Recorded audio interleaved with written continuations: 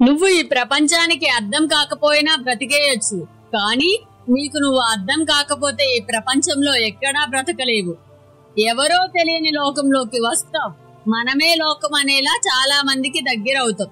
చివరికి ఎవరితో ఉండకుండానే పోతాం. అదే జీవితం. ముఖం మీద చిరునవ్వు లేకపోతే అందమైన దుస్తులు వేసుకున్నా ముస్తాబు కానట్లే.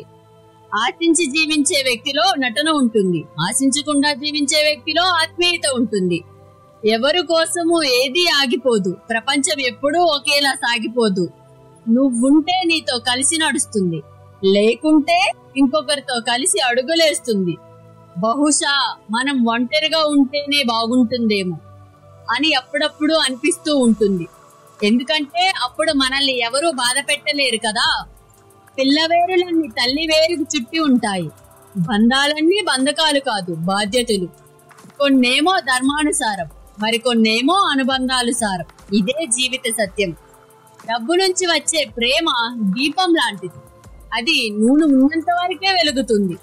మనసులో నుంచి వచ్చే ప్రేమ సూర్యుడు లాంటిది. అది సృష్టి ఉన్నంత వరకు వెలుగుతూనే ఉంటుంది. ఎంత తక్కువ మాట్లాడితే అంత విలువ, ఎంత తక్కువ ప్రేమిస్తే అంత మనశ్శాంతి, ఎంత దూరంగా ఉంటే అంత గౌరవం, ఎంత హద్దుల్లో ఉంటే అంత మర్యాద. ద్వేషించే శత్రువు కన్నా ప్రేమ నటించే మిత్రుడే ప్రమాదకారి. రెండు విషయాలు నీవెవరో తెలుపుతాయి. ఒకటి, నీ దగ్గర ఏమీ లేనప్పుడు నీకు ఉండే ఓపిక.